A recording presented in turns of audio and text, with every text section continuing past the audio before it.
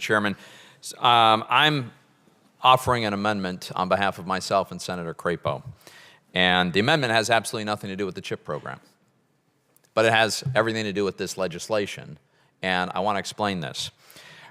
Many people might be shocked to learn that since 2009, only 58% of the money that the CHIPS legislation has mandated, the mandated appropriations through the legislation that this committee has passed, only 58% of that money has ever gone to CHIP. That's all.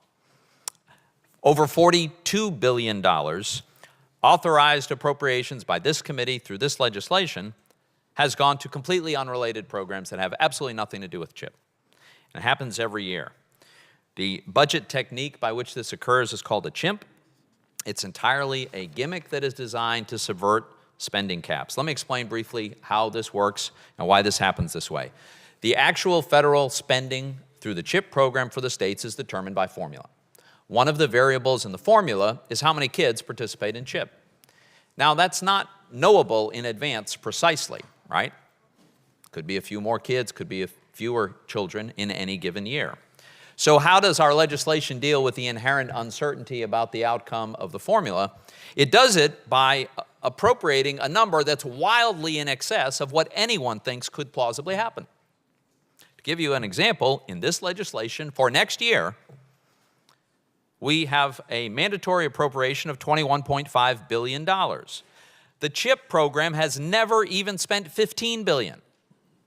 But here we have a mandatory appropriation of $21.5. No one thinks that there's any scenario in which the CHIP program could actually, according to its intent and formula, need $21.5 billion, but nevertheless, that's the number that's in the legislation. But it goes beyond that, because if a state busts through the expense that is permitted under the formula, there are several contingencies in the legislation. First, there's the redistribution from any states that come under their cap, and then the second is what's known as the Child Enrollment Contingency Fund.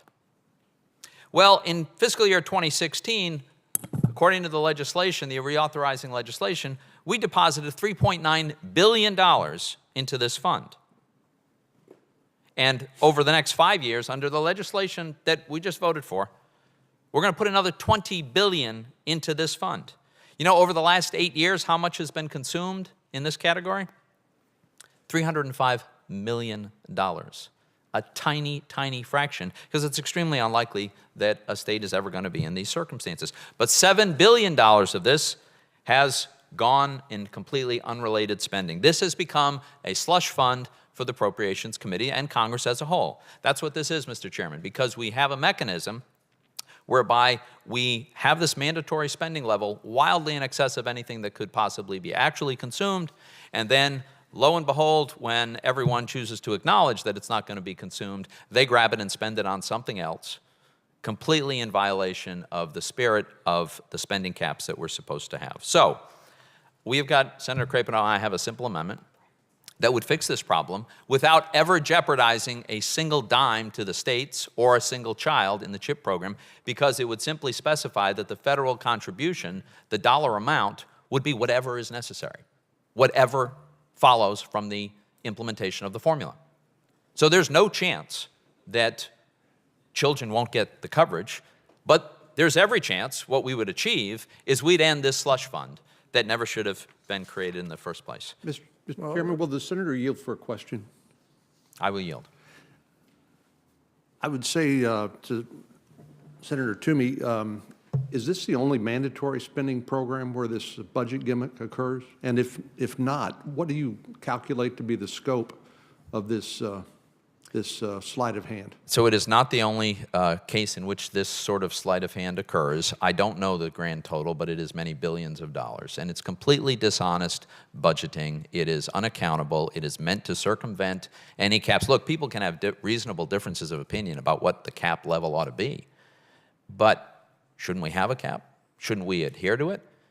And why are we, the Senate Finance Committee, choosing to create a slush fund for the Appropriations Committee? That's what this is.